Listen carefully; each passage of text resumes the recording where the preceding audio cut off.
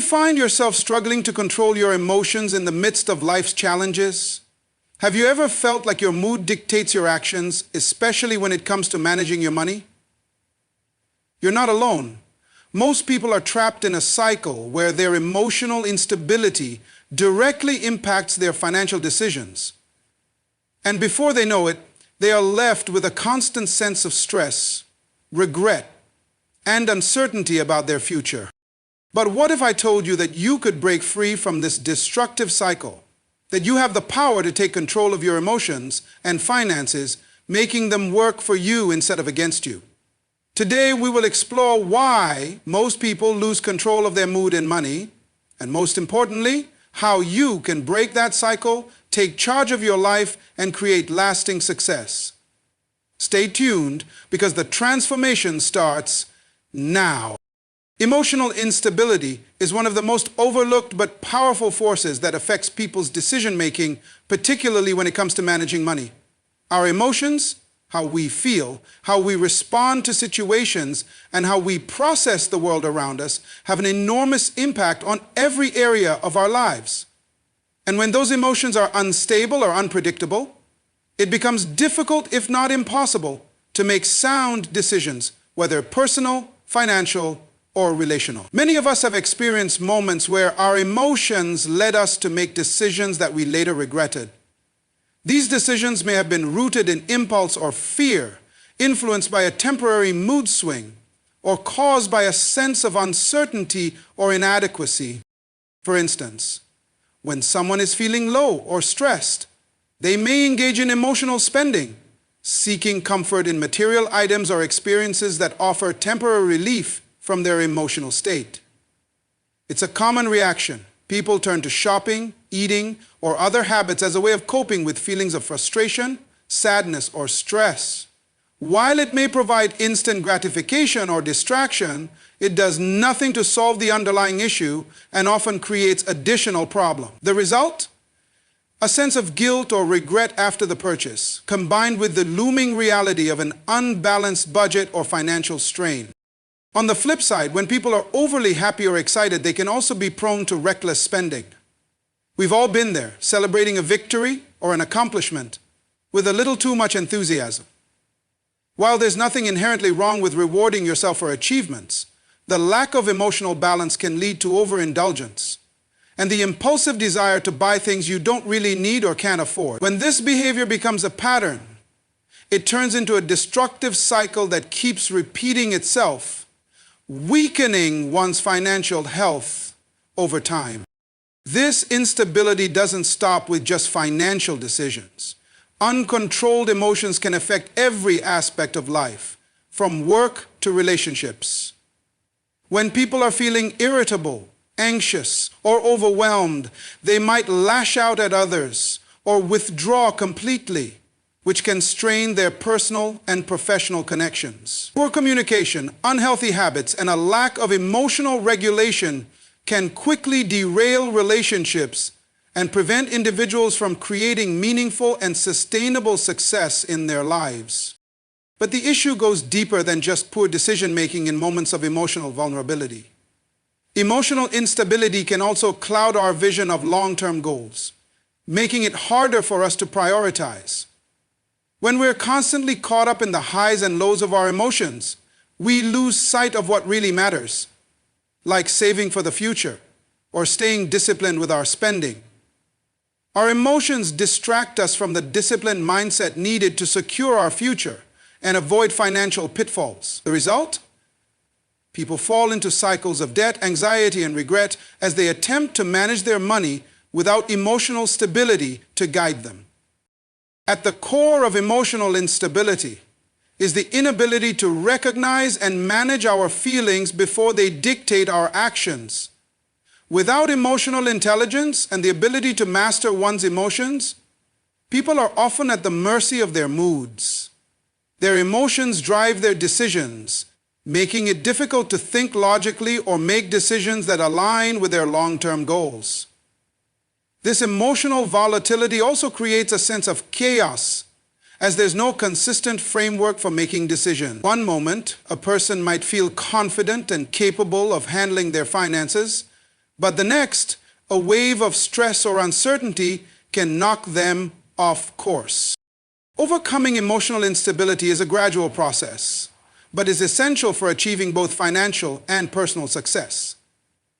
Developing emotional intelligence, being aware of and in control of one's emotions, helps create a stable foundation for better decision-making.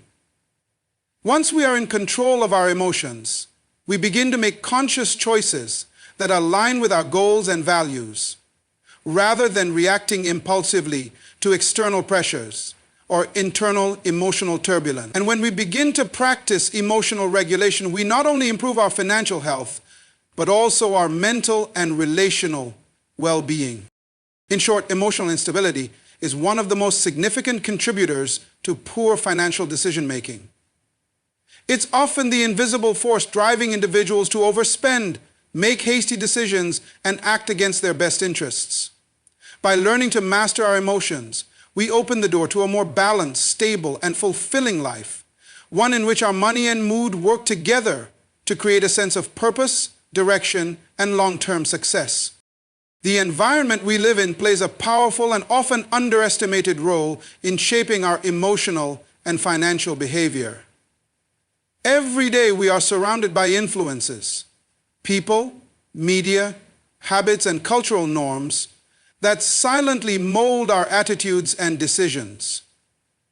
These external factors don't just sit in the background, they actively affect how we think, feel, and act. When it comes to controlling our mood and money, the influence of our environment can either be a source of strength or a silent saboteur. The truth is, most people are not aware of just how much power their surroundings have over them until it's too late. Take relationships, for example. The people we associate with most frequently can either help us grow or pull us down. If you spend time around individuals who are constantly complaining, emotionally unstable, impulsive, or careless with money, it's very likely that you'll start picking up those same habits and attitudes. Even if unintentionally, human beings are naturally wired to mirror the emotions and behaviors of those around them. If your friends handle stress by spending recklessly or avoiding responsibility, you may start to normalize those behaviors in your own life. Before long, you find yourself caught in a cycle that isn't even yours. It's inherited from your environment. Media is another huge influence. We are constantly bombarded with images and messages that tell us what we should feel, how we should look, and what we should buy to be happy or accepted. Social media, television, and advertising often promote unrealistic standards and lifestyles, leading people to feel inadequate or left behind. This emotional pressure pushes many into making emotional decisions such as overspending to keep up with appearances or soothe the feelings of not being enough. It creates a false sense of need, making people chase happiness through material things, which never satisfy the root emotional emptiness. Beyond relationships and media, the physical space you occupy also matters. A cluttered, disorganized, or stressful environment can subconsciously fuel feelings of anxiety, frustration, or helplessness. On the flip side, a clean, calm, and organized space can promote focus, emotional clarity, and better financial habits. The environments we create or accept around us silently reinforce our daily pattern. You cannot expect clarity of mind in chaos, nor can you expect to make wise financial choices in a setting that breeds disorder or negativity. Even cultural and societal norms play a part. In some communities, there is a strong pressure to show success even if it isn't real. This forces individuals to spend money they don't have on things they don't need, just to prove a point or maintain a reputation. In doing so, they compromise both their emotional peace and their financial health. Others grow up in environments where financial literacy is not taught, where emotional expression is discouraged, or where short-term gratification is rewarded more than long-term planning. These early environmental influences shape our unconscious beliefs and habits, which are hard to break unless we intentionally choose to rewire them. The bottom line is that your environment either supports your goals or sabotages them. If you're trying to improve your emotional stability and financial discipline, but you're constantly surrounded by negativity, chaos, or people who drain your energy and distract you from your purpose, progress becomes incredibly difficult. Real transformation requires changing not just your internal mindset, but also your external surroundings. To gain control over your mood and money, you must first become aware of the environments you're immersed in. Ask yourself, are these surroundings helping me become who I want to be, or are they keeping me stuck in cycles I'm trying to break? When you begin to filter the voices around you, distance yourself from toxic influences, and intentionally create a space that nurtures discipline, peace, and focus, everything changes. Your emotions become steadier, your financial habits become clearer, and you gain the freedom to shape a life that aligns with your highest values, not one dictated by the noise of the world around you. One of the most powerful yet underrated forces in shaping a successful life, both emotionally and financially, is personal discipline. Without it, even the most talented individuals fall short, and even the most well-intentioned plans collapse. Discipline is the quiet force behind consistency, focus, and self-control. It is what keeps your emotions in check when you're tempted to react impulsively. It's what stops you from spending money on things you don't need just to soothe a bad mood. It's the invisible structure that protects your long-term goals from being sabotaged by short-term desires. And the truth is, most people don't lose control of their mood and money because they lack knowledge or intelligence. They lose control because they lack discipline. When you don't train yourself to be disciplined, your feelings become your master. You spend money when you're sad. You lash out when you're frustrated. You avoid responsibilities when you're overwhelmed. And every time you surrender to those emotions, you reinforce a habit of weakness. You tell your brain, my comfort is more important than my growth. Over time, this mindset builds a life full of regret, missed opportunities, and emotional instability. Lack of discipline is not just a bad habit, it's a slow poison. It convinces you that every day doesn't matter, that small decisions are insignificant, and that self-control can wait. But discipline is built in those small daily choices. It's forged in the moment you decide to say no to what feels good right now in favor of what is right and beneficial long term. Discipline is not something you're born with. It's a muscle you build. And like any muscle, the more you train it, the stronger it gets. The more you practice showing up for yourself when it's uncomfortable, the easier it becomes to resist temptations that throw you off track. When you make a commitment to yourself, to wake up earlier, to stick to your budget, to pause before reacting emotionally, you start to reclaim control over your life. You're no longer a slave to mood swings or financial impulses. You start living with intention, not just reaction. A disciplined person doesn't ignore their emotions. They acknowledge them, but they don't allow them to drive every decision. They understand that a bad mood doesn't justify a bad decision. They know that wealth isn't built through inspiration, but through repetition. Daily, boring, consistent repetition. Saving money when it's not exciting, showing up for work when motivation is low. Having hard conversations when avoiding them would be easier. That's the price of freedom, emotional and financial. Most people want the results of discipline, but they don't want to pay the price. They want peace without doing the internal work. They want financial freedom without budgeting, planning, or sacrificing. But discipline doesn't work like that.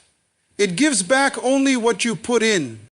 The undisciplined life is ruled by emotion, by distractions, and by the opinions of others.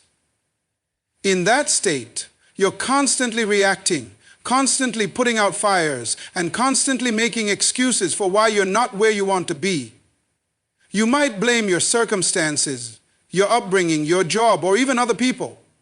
But the truth is, your future won't change until you change. And that change begins with discipline. It's the most loving thing you can give yourself.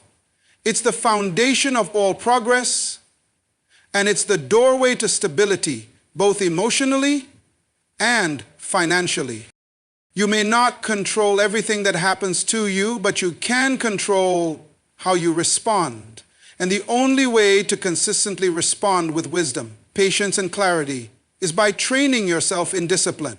Practice it when no one is watching. Practice it when it's hard.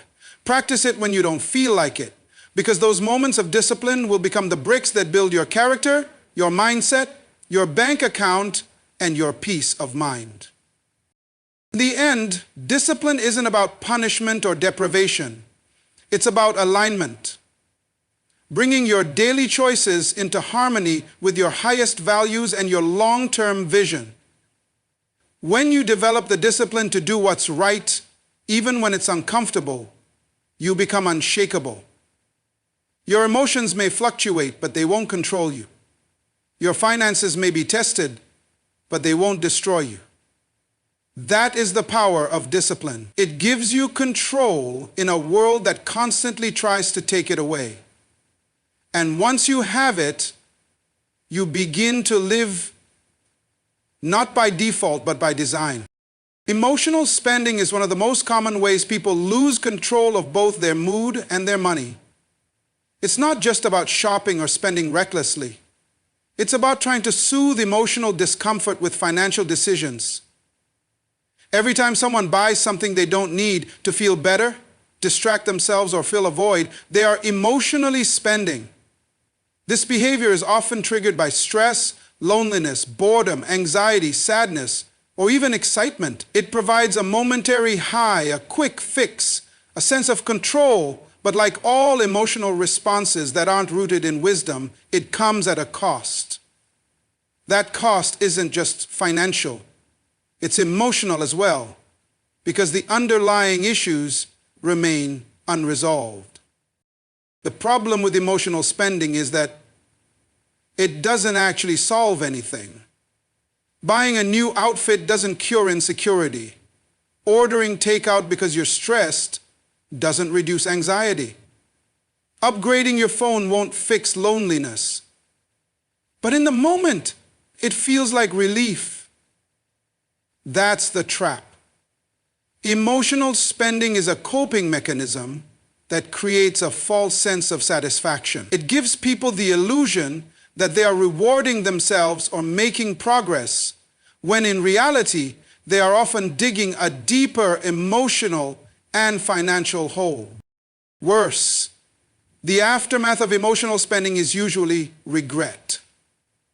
Once the temporary emotional relief wears off, the consequences show up: overdrawn accounts, credit card debt, buyer's remorse, or guilt. And that guilt can trigger even more negative emotions, leading to another round of emotional spending. This creates a cycle. Feel bad, spend to feel better, regret the spending, feel bad again, and repeat. Over time, this pattern can destroy a person's sense of stability and self-respect. It keeps them emotionally volatile and financially vulnerable. Many people don't even realize they are caught in this cycle because it's normalized in society. Phrases like "treat yourself," "retail therapy," or "you deserve it" are marketed constantly, encouraging impulsive buying as a form of self-care. But true self-care isn't about indulgence. It's about responsibility, clarity, and healing. Real self-care asks, what do I truly need to feel whole and stable? Not what can I buy to avoid what I'm feeling. To break free from emotional spending, people need to develop emotional awareness. That means learning to pause and ask themselves why they want to buy something. Is it a genuine need or an emotional response? Are they trying to fill a void or avoid a feeling? This self-reflection interrupts the automatic habit of spending and replaces it with mindfulness. It allows space to process the emotion without using money as a bandage. Additionally, it's important to develop healthier emotional outlets. If you're feeling overwhelmed, call someone you trust instead of opening an online shopping app. If you're anxious, go for a walk, journal, pray, or sit in silence. If you're lonely, engage in a hobby or serve someone else. The goal isn't to suppress emotions, it's to redirect them into actions that bring actual peace and resolution rather than temporary distraction. Over time, this trains the mind to respond to emotional discomfort with strength and self-mastery rather than impulse and escape. Financial boundaries are also essential. Set limits for yourself and stick to them. Create a budget that reflects your values, not your moods. Track your spending and identify patterns. Notice when you're most vulnerable to emotional purchases and create a plan to navigate those moments differently. Having accountability, whether through a mentor, a friend, or a written financial plan, can help you stay grounded when your emotions try to pull you off track. Ultimately, freedom from emotional spending is about regaining control. It's about realizing that your emotions do not have to dictate your financial decisions. It's about understanding that money is a tool, not a therapist. When you develop the emotional maturity to sit with discomfort instead of avoiding it, and the financial wisdom to manage your resources with clarity, you begin to break the cycle. You learn that peace doesn't come from purchases. It comes from discipline, healing, and alignment between your heart and your habits.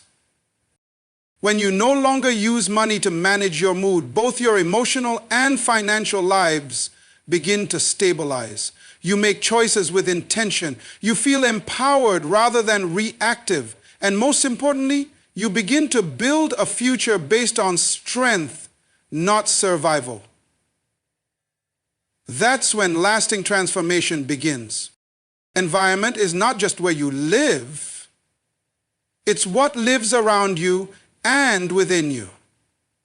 It's the people you associate with, the energy you absorb daily, the conversations you entertain, the content you consume, and even the spaces you allow yourself to function in. One of the biggest reasons people struggle to maintain control over their mood and their money is because their environment is constantly working against them. You cannot expect growth, clarity, peace, and discipline to thrive in an atmosphere full of confusion, distraction, and negativity. Just like a seed can't grow in toxic soil, a person can't flourish in a toxic environment. Most people underestimate the power of their surroundings. They keep negative people close out of habit, familiarity, or guilt. They stay in draining environments because change feels uncomfortable.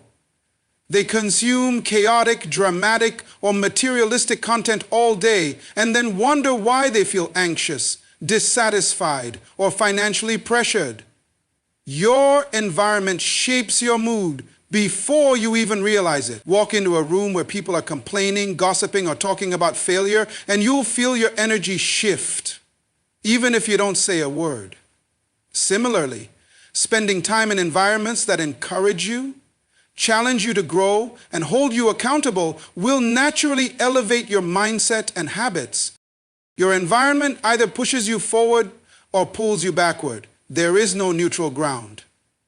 If you're constantly around people who lack discipline, overspend, or react emotionally, you'll begin to mirror their behavior. If you're in a space where chaos is normal, peace will start to feel strange.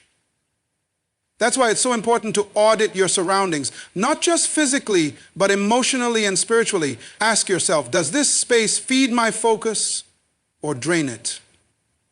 Do these relationships add to my peace or subtract from it? Is the noise I'm exposed to helping me grow or keeping me stuck? One of the hardest truths to accept is that sometimes you have to separate from the familiar to protect your future. This doesn't mean you hate the people you grew up with or cut off everyone who disagrees with you. It means you're choosing to be intentional. You're choosing growth over comfort.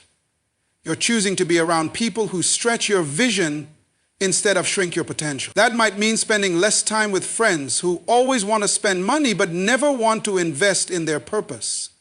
It might mean walking away from conversations that always circle around negativity and drama. It might even mean redesigning your home environment to reduce stress and increase clarity, clearing out clutter, limiting screen time, or creating a space for quiet reflection and planning. You can't build emotional and financial stability in a chaotic environment. Your surroundings will either distract you or discipline you. They'll either nurture your goals or normalize your excuses. That's why successful people are obsessed with their environments. They protect their peace.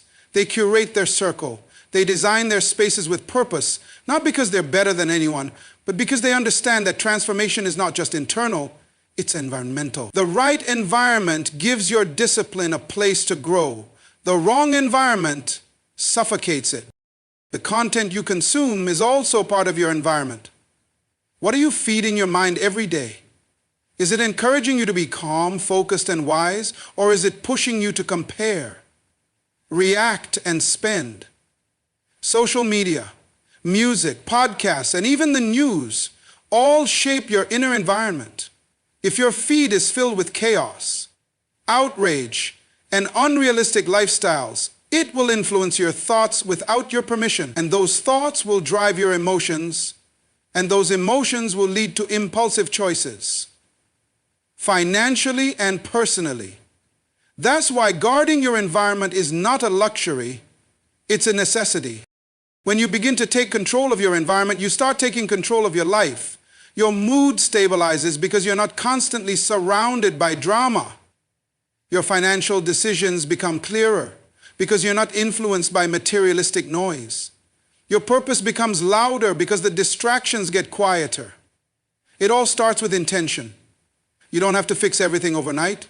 Start by changing one part of your environment. Remove one source of chaos. Add one source of peace. Distance yourself from one draining voice. Invite one uplifting one.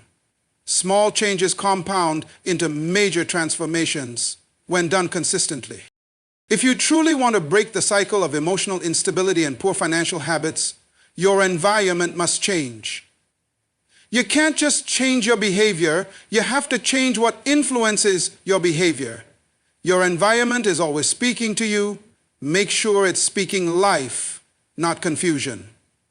Make sure it's pushing you towards self-betrayal, not self-destruction. Make sure it reflects the future you want, not the past you're trying to escape. Because in the end, you don't rise to the level of your intentions, you fall to the level of your environment. If your environment is messy, your mind will be too. If your environment is careless with time and money, you will struggle to be disciplined with them. But if your environment is focused, structured, supportive, and peaceful, your habits will begin to align. And when your habits align, your results follow. That's when the cycle breaks. That's when real growth begins. Most people were never taught how to manage emotions or money. These two areas, emotional intelligence and financial literacy, are rarely addressed together, yet they are deeply connected and often learned the hard way, through failure, regret, and painful consequences. What makes this even more challenging is that many individuals are raised in environments where unhealthy emotional patterns and poor money habits are passed down through generations. They grow up watching people react impulsively to stress, suppress their feelings, or avoid accountability. At the same time, they watch financial decisions being made emotionally rather than strategically, spending money to cope with pain, borrowing without planning, or living paycheck to paycheck without vision or control. So they inherit confusion, not clarity. When someone is emotionally unstable and financially uneducated, they are at the mercy of life circumstances. Every unexpected challenge becomes a crisis. Every emotional low turns into a financial mistake. They don't know how to process what they feel, so they spend or escape. They don't know how to manage what they earn, so they live in a constant cycle of earning and exhausting. And because they don't understand why they're doing it, because no one taught them, they repeat the same patterns over and over, believing this chaos is normal. The lack of education in emotional intelligence shows up in how people handle pressure, conflict, disappointment, and temptation. Without tools for managing stress, many default to avoidance, anger, impulsiveness, or isolation. Without understanding their own emotions, they become reactive instead of reflective. They speak without thinking. They act without considering long-term consequences. This behavior doesn't stay isolated to relationships. It spills into financial decisions. Emotional immaturity and money mismanagement often walk hand in hand. A person who doesn't know how to sit with discomfort will try to buy their way out of it. A person who fears being alone might spend money to impress others and feel accepted. A person who's insecure might use money to appear more successful than they are. At the same time, the lack of financial education means people don't know how money works. They don't understand budgeting, saving, investing, or the difference between assets and liabilities. They were taught how to earn, maybe even how to spend, but not how to manage or multiply. As a result, they're constantly reacting to financial emergencies instead of preparing for them. They may earn a good income, but have nothing to show for it. They may want to build wealth, but don't know where to start. So they look for quick fixes. Get-rich-quick schemes, lottery tickets, payday loans, or credit cards to solve problems that require long-term discipline and knowledge. One of the greatest dangers is that emotional instability can override financial wisdom. You can know what to do and still not do it if your emotions are undisciplined. You can have a budget, a plan, and goals, but if you're triggered emotionally by stress, envy, fear, or loneliness, you'll make decisions that sabotage your progress. That's why simply learning financial principles isn't enough. You also need to learn emotional regulation. You need the maturity to pause, reflect, and respond with wisdom instead of impulse. The painful truth is that many people feel ashamed of not knowing. They feel embarrassed to admit they don't understand money. They're afraid to confront their emotions, so they pretend. They act like everything is fine, while internally they are overwhelmed. They distract themselves with entertainment, social media, and temporary pleasures, hoping things will somehow fix themselves. But silence doesn't solve what education could. Avoidance doesn't heal what understanding can transform. To break free from this cycle, people must become students again, not of the system, but of their own life. They must study their emotional triggers. They must learn their financial patterns. They must ask hard questions. Why do I respond this way when I'm upset? Why do I feel the need to spend when I'm insecure? Why do I avoid looking at my bank account? Why am I still stuck, even though I earn more now than I did before? These questions open the door to healing and growth. Education begins with awareness. You can't change what you're not willing to acknowledge. Once you realize that your emotional and financial struggles are not because you're weak or broken, but because you were never taught the right tools, you can begin to release the shame and embrace the responsibility. You can start seeking answers, read books, listen to wise mentors, take courses, watch content that teaches, not just entertains. Learn how to process your emotions without reacting. Learn how to manage your money with purpose. The information is available. It's the willingness that makes the difference. Also, you must be patient with yourself. You didn't develop these patterns overnight, and you won't undo them overnight either. But every time you choose to learn instead of escape, to pause instead of panic, to plan instead of react, you're breaking the cycle. You're building a new foundation, not just for yourself, but for everyone who comes after you. Because once you learn, you can teach. Once you break free, you can show others how to do the same. You don't have to be a product of what you weren't taught. You can rise above it. You can become emotionally wise and financially stable, not because it was handed to you, but because you chose to pursue it. The choice is yours, to stay in the dark or to seek the light of understanding. Once you decide to learn what you were never taught, everything changes. Your mood begins to stabilize, your money starts to work for you, your confidence grows, and most importantly, you stop surviving and start living with purpose and power. Because knowledge is not just power, it is freedom. Emotional and financial freedom begins the moment you stop blaming what you didn't know and start seeking what you must learn. That's how you break the cycle forever.